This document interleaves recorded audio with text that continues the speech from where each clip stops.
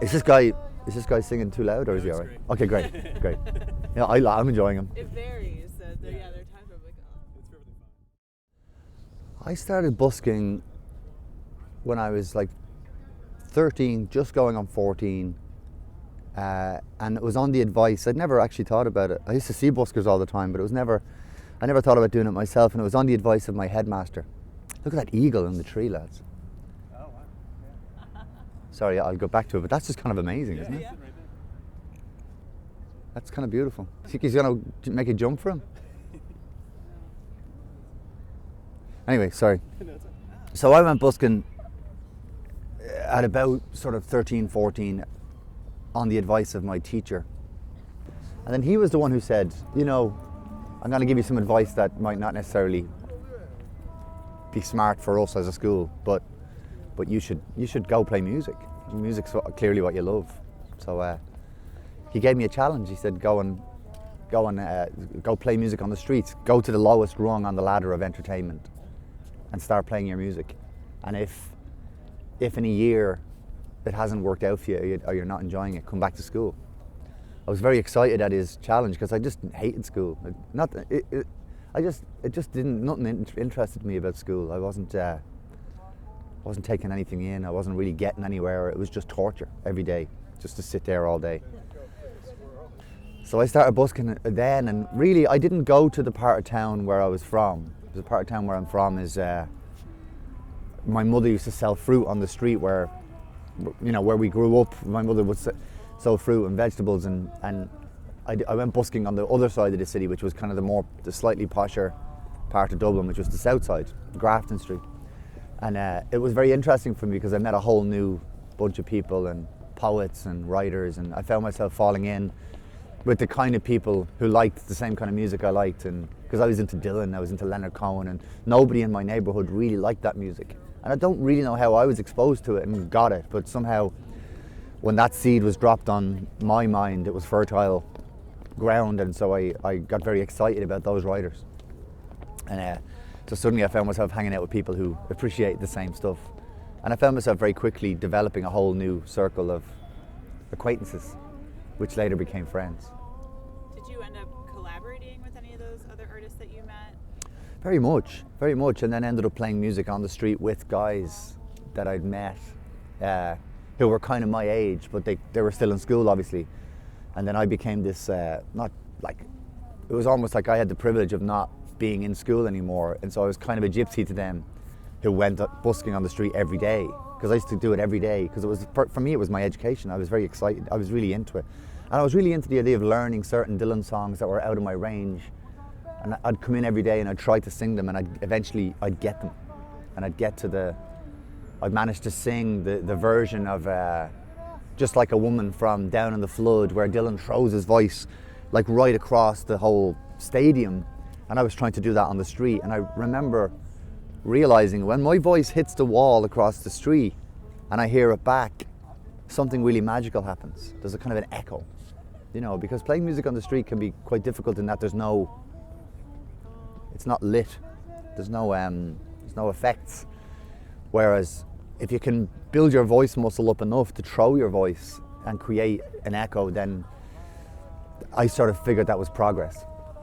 And so I was learning certain Dylan songs. It was all Dylan, actually, really. I mean, and then I went on to Van, because Van is an even more powerful shouter, or like soulful shouter. But that was really my education. I remember really, it was all about songs, and it was all about singing songs of a certain level.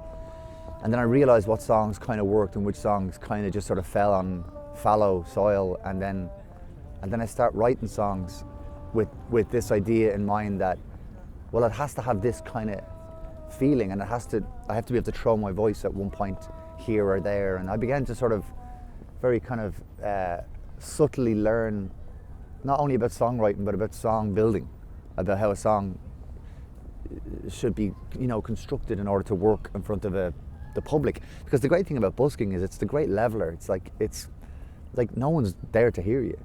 You're essentially begging, but you're doing it entertainingly. You're playing a bit of music and people can pass by and they can throw a coin in, or they don't have to throw a coin in. And what's wonderful about that is that it's a completely even playing field. it's got no it can't have ego in it, because you just have to stand there, and if you're good, if you have a good day and you arrive that day and you're feeling good about what you're doing, and then people might stop and they might find some attraction to what you're doing, and they listen to you for 5 minutes and they might stay and they might go on, or they might give you a coin. And giving you a coin was kind of that was the moment where someone was like, I like you. That was a validation, and so the coin became it had a lot of energy, a lot of power. Not only was the energy literal in that it was money, but that it was giving you some sort of sense of achievement. So I made very little money for the first few months I played, like very, very little. But for me, it was all about education. And then as I started to get a little bit better, I started making a bit of money. Now, it was never about money for me. Like some buskers go and it's about a living. They go and whereas for me, it was all about the education and about playing with other people, and about basically going a different path, music. And I always felt like I would eventually move on to playing gigs. For me, it was always I'll start here, and then I'll play in pubs, and then when I play in pubs, I might go play bigger pubs, or I might open up for someone who's actually kind of doing gigs, proper. And all of that happened, and I met all the guys that are from the Frames on the street, and very organically moved from being on the street to occasionally playing in bars for people. But the busking background, the busking education, sits at the core of everything I've done since. That same attitude of, it doesn't matter, because at any point I can turn off the whole speakers, turn off all the lights, and play my music. That you have this wonderful thing you can fall back on, which is I can still play without any of the props, if you like. And that would be the thing that I would say busking has really given me, and it's given a lot of people, is that element of being able to just play music. It's more common that if you play music that's familiar somewhat to people, that they'll be more interested in potentially listening to it. Because if you play a song that no one knows, people aren't going to get drawn into it in any way, unless it's a great song. I mean, that always happens. But 9 times out of 10, it's people will kind of tune into you because of some kind of familiar melody line or some kind of lyric, and so in a way it makes sense to sing other people's songs on the street, because it's inclusive. Whereas if you're singing your own songs and you're singing them quietly, it's kind of an exclusive act. And the thing with busking is it has to be inclusive. It has to be an open act. If it's, because sometimes you see buskers and they're not interested in anyone around them, and their head is down. Of course they don't make money, and they don't connect with people, and nothing sort of furthers for them necessarily, Whereas for me it was always about, that same thing that's in all lead singers, that insecurity, that needing of validation, that how do I connect, because that's bottom line, I think, why most people play music. Later on you begin to sort of need it more, and you begin to sort of get into the poetics of it, and expressing yourself, and finding a deeper way of sort of speaking about what it is to be alive. But at the beginning it's just pure, hi, am I any good? What do you think? It's just validation. Now, a lot of people look down on buskers. There's even laws against busking in a lot of different countries and cities. Why do you think that is? Well, in Ireland it comes under the Vagrancy Act, which is essentially begging, and begging is illegal. It's kind of overlooked. I mean, of course, in every city in the world, you're going to have people who need to hustle for a living, and also, most of those laws usually come from the commercial aspect on the street, because you've got some guy standing in your doorway where you've put your display on, and this guy is, there are people standing around him, and he's blocking the display, or he's blocking the doorway to your shop. And it was always the commercial people that were always the greatest obstacle to buskers, because they've got the police's ear, of course, and the police will come along and just move you on. Police don't really want to arrest you. I mean, we've been arrested a couple of times, but that was mostly because we resisted, the police would just be like, fuck off. We wouldn't say fuck off necessarily, but just like, come on, we'll move on. Okay, we'll move on. We move on, and then they move us again, and we move on a bit, and they move us again, and then eventually you're just like, fuck this, and you disobey and you go back to where you were in the beginning, and next thing you're thrown in the back of a police car and you spend 8 hours in a police station. And it's just boring because it's a dance everybody has to do. You know, the police have to do this because they have to be seen to. So that's kind of happened a few times, and it's never been that pleasant, you know, and it's never been that glamorous or that interesting.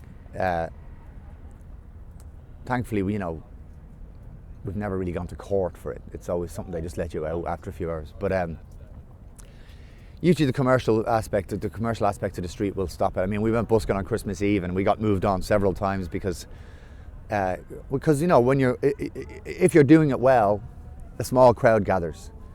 And then what happens, and the police are right in what in assuming it, because then what happens is then this kind of micro economy starts, which is all the pickpockets move in, and as a busker you begin to recognise the pickpockets, and you recognise the girls, you know, the call girls who are, you know, you recognise certain people, because the thing with the street is if you stand still on any street for long enough in any city in the world, you'll see the whole city. They'll all pass. And so if you stand on the most commercial street in any city in the world, you get to know it pretty fast. You begin to see the patterns pretty quickly. So we understood who the drug squad were. We knew what they looked like. We knew how they were, how, you know, sketchy they looked. We knew who the junkies were. We knew who the pickpockets were.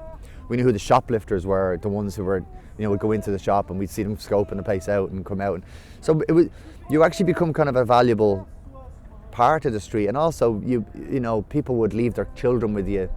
You know, just going into the shop here and park a pram next to you because you're like a piece of the furniture on the street. You know, you become this, you know, person that people kind of trust. You know, kind of. So, you know, where the Hare Krishnas would come along and leave all of their books with you and all their sweets and say, and they'd go off and do their Harinam up and down the street and sell their books, but you're their kind of station of stillness. So, you know, in that way, you can see how, in the eyes of the police and the commercial aspect, you were kind of just a nuisance. You know, you're just blocking the way of their commerce and blocking the flow of the traffic on the street.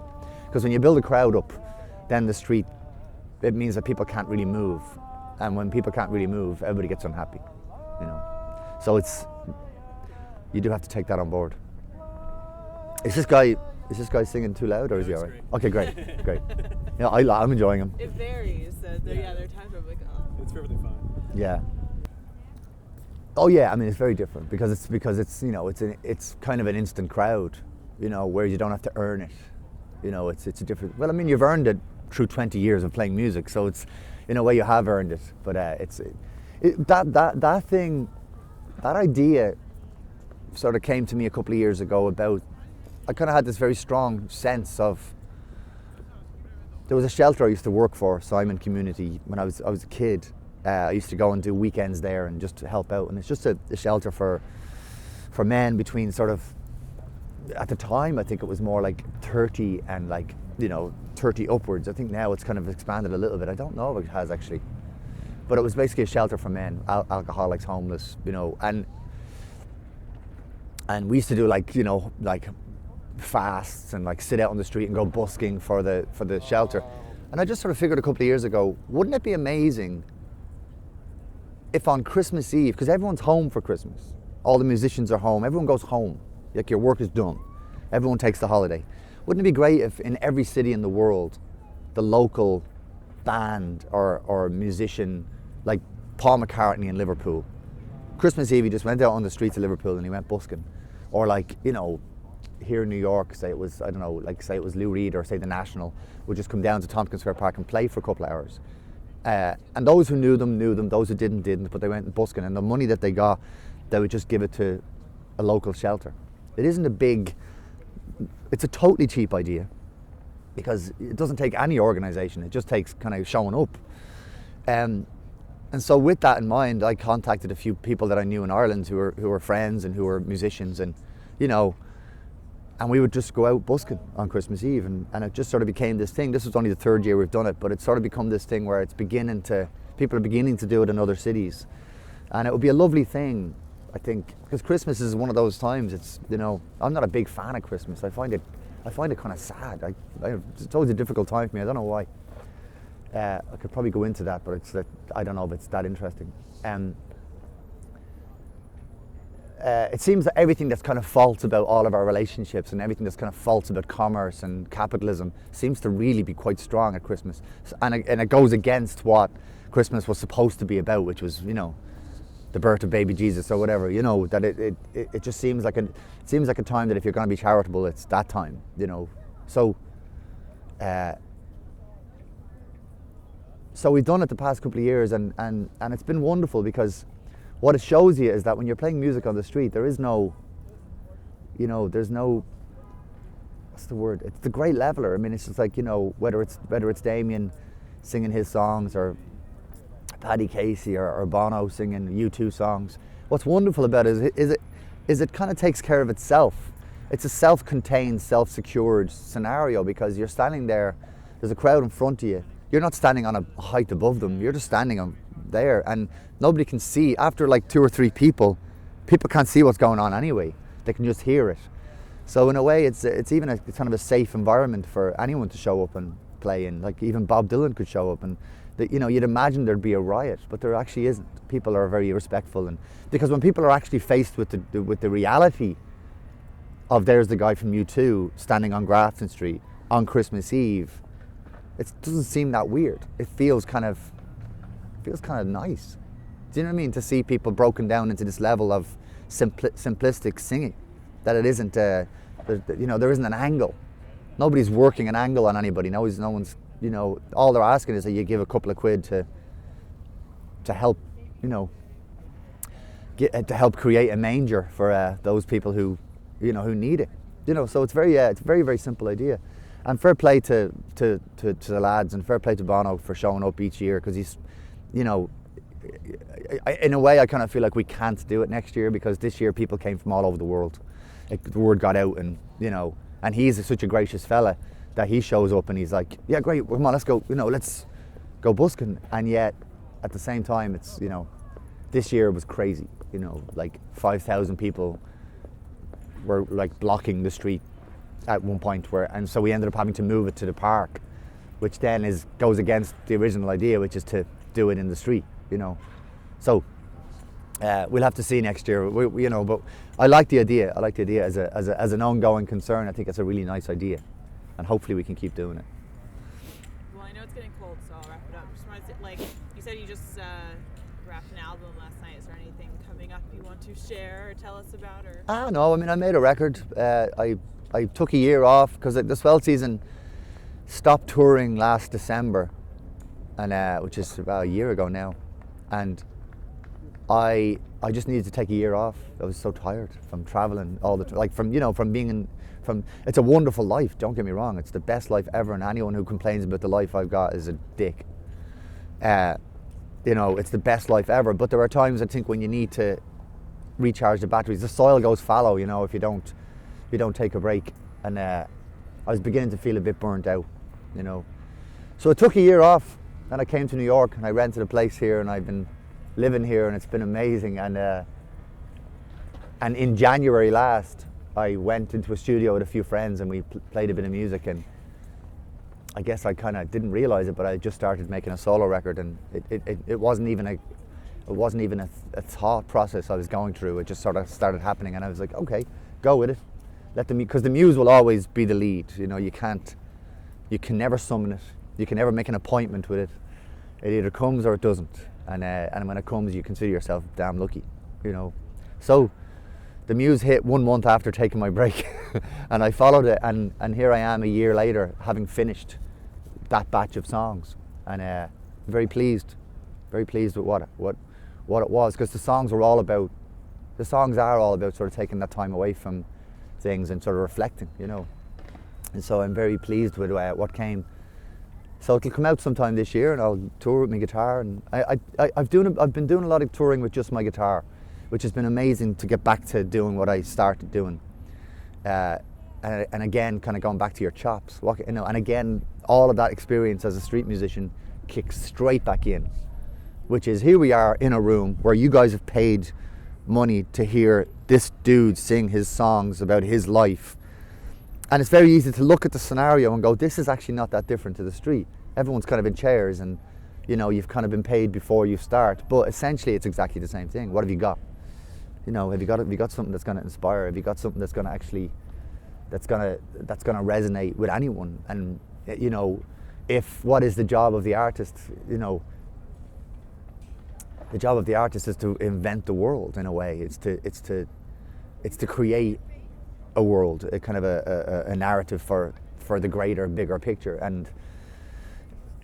And if you're doing your job well, then it has something to do with the overall evolving of the human spirit. And if you're doing your job well, then that kind of, you can feel the cogs of that slowly getting into gear. Otherwise, it's just a selfish act. Otherwise, it's self-promotion. Otherwise, it's kind of just porn. You're just selling. So you had this little bit of fame at one point, which kind of was bestowed on you, which you kind of earned, but it was bestowed. And after that, it just becomes about paying your bills and about being a dick and just kind of sucking on the energy you've been given rather than adding to it. And I would hope, you know, touch wood, that I would hope that I remain mindful of the gift rather than the, you know, rather than the what's the word, entitlement of what it is to be a singer. Because, you know, Homer was the great bard. You know, Homer told the stories of Troy and of in the Iliad, and that's the, you know, when you think about the bardic tradition, it's all about bringing us forward. It has to be. Otherwise it becomes what you see a lot of, which is personal gain and personal, you know, it has to be about the people. If it isn't about the people, it isn't. And that's not to say that music is political, but it is always subtly political. It's always subtly, you know, pushing towards a greater good.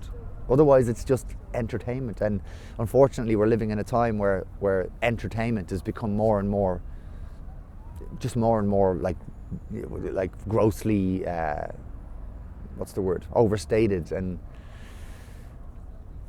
if it becomes about me, I mean, if it becomes just about me and my wants, then I failed. But I mean, that sounds like a very heavy thing to say. That sounds like a real sort of, I failed, man. But it's true. It's true. It's, you know, I think that's the thing where, you know, people often talk about at a certain age, people lose their shit and they stop being creative or whatever. And that's probably true of all of us biologically. But I think what a lot of it is that people just forget that they're here to do something that's bigger than just sing songs. You know, you're here to be a friend, to be a brother, to be a son, to be, you know, a person who's about light. And if you're not about light, then, you know, fuck you. All right. Oh, funny.